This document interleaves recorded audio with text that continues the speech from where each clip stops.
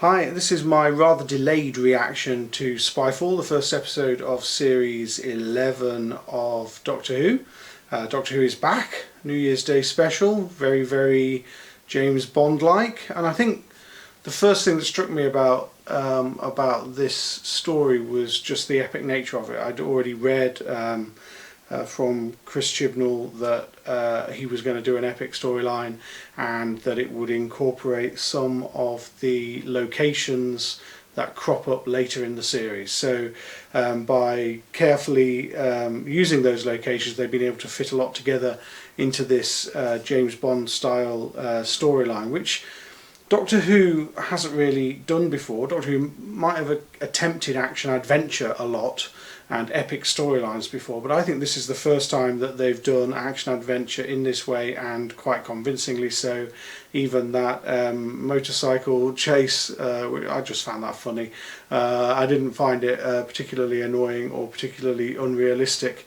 In the great scheme of Doctor Who, what is realistic and what isn't, I'm not quite sure.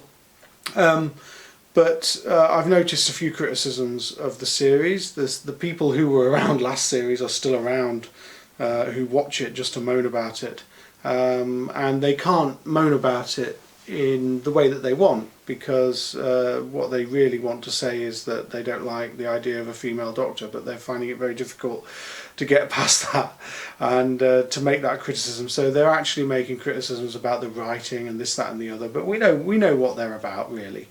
But I think also, reflecting on the changes that Doctor Who's gone through in the last 2 years, I think it's about as big a change, if not more, of a change than what happened in 1970 when the programme became colour, brand new Doctor, all the episodes on Earth.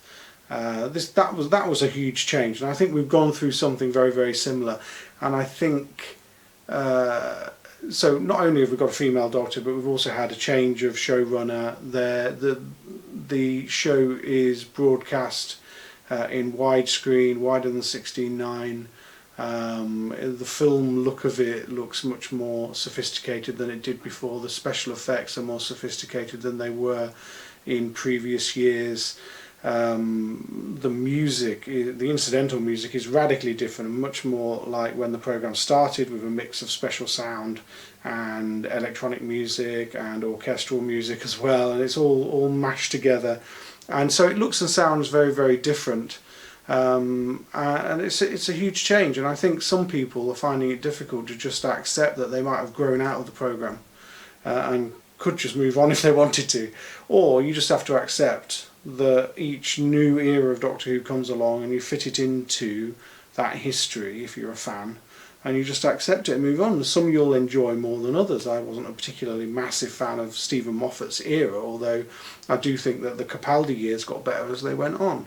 So you just have to accept it and put it into perspective. And I look at something like Spyfall and I think, oh my god, this sets the standard much higher than we've ever seen before in terms of action adventure. And then I look back at some of the classic series episodes, and I much prefer classic Who to 21st century Who. And it's difficult to equate the two, isn't it? As things go on, it's difficult to look at a 7-part William Hartnell in quite the same way.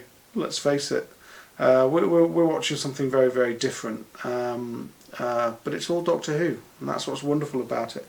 I was a little bit disappointed that Stephen Fry got killed so quickly, because I thought his performance was brilliant. Actually, I was really enjoying what he brought to the programme. Maybe he'll come back. I hope he comes back, but I thought him and the other guest star Lenny Henry were both really good, and really nice to see. Two people that you think maybe would pop up in Doctor Who at some point before. There were rumours, weren't there, of Stephen Fry writing for Doctor Who back in the early Russell T Davies years, so it's a shame that didn't come off, but thank goodness he's in the programme now. And then, of course, we had that cliffhanger with the Master returning, and nobody knew that was happening, as far as I know anyway. Maybe people heard rumours, or maybe they saw it on a message board, or do they have message boards these days, or a forum, or whatever they call them, young people. But I certainly didn't know it was happening. I had no idea the Master was coming back, and this adds something to Jodie Whittaker's Doctor, right? Because last year, and this is another reason why why last series was so difficult for some people, was that such a dramatic change, and all you had to hold on to was the Doctor and the TARDIS, and both had changed in quite radical ways, one perhaps more than the other in design, and until we got to the New Year's episode last year with Resolution and that Dalek, we didn't have anything else that we recognised from the programme. So that's another reason why it's been difficult for people, I think. But here now we have the Master, and this is going to bring out some things for Jodie Whittaker's Doctor which we haven't seen before. So there's going to be references to the past. There's going to be a more kind of, perhaps even delve into the darker aspects of the Doctor's character, which is obviously what you really want to do at some point. And we know that there are going to be recurring monsters coming up in the series. So this I think is going to present different challenges to Jodie Whittaker's Doctor. There's a whole history that we've not explored yet, that Jodie Whittaker's Doctor hasn't explored yet, and so this is going to be really interesting to see how that develops with a villain as well, who surely isn't going to be in it just for these 2 episodes. Because we've got a cliffhanger, haven't we, as well? Cliffhangers are back, and my understanding is that we're going to have more than one 2-part story. The pacing of these stories is very different from classic series, isn't it? And when you add an episode to your story, it can work, and sometimes it doesn't work. I think it just means that the stories are very differently paced from those single tight episodes. You can tell a story so much quicker with editing these days, and sometimes it shows when you get to the middle of an episode. And I think it was a little bit kind of paddy in the middle of Spyfall, but it still worked. I was hooked. I enjoyed it. I loved it. I love a bit of action. It's really good fun. Just really good fun. It's going to be interesting to see how it develops. Plenty for the companions to get involved with as well, I think, in this. And I think last year might have been a bit of an experiment with having all of those companions to deal with. But I think there are ways of dealing with that. I don't think there is a number that you should have in terms of your central characters in Doctor Who. I think it really does depend on what kind of story you're telling, and I think there's been plenty of examples where we've had more than one companion in the TARDIS, and sometimes it works and sometimes it doesn't.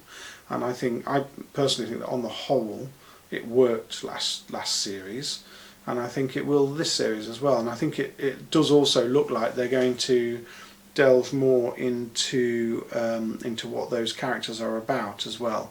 And we've seen hints as it's built up, haven't we? But it does look like Yaz is going to go through something quite serious. What happened to her in that episode when she was alone was very interesting, and I'm sure they're going to develop that theme a little bit further.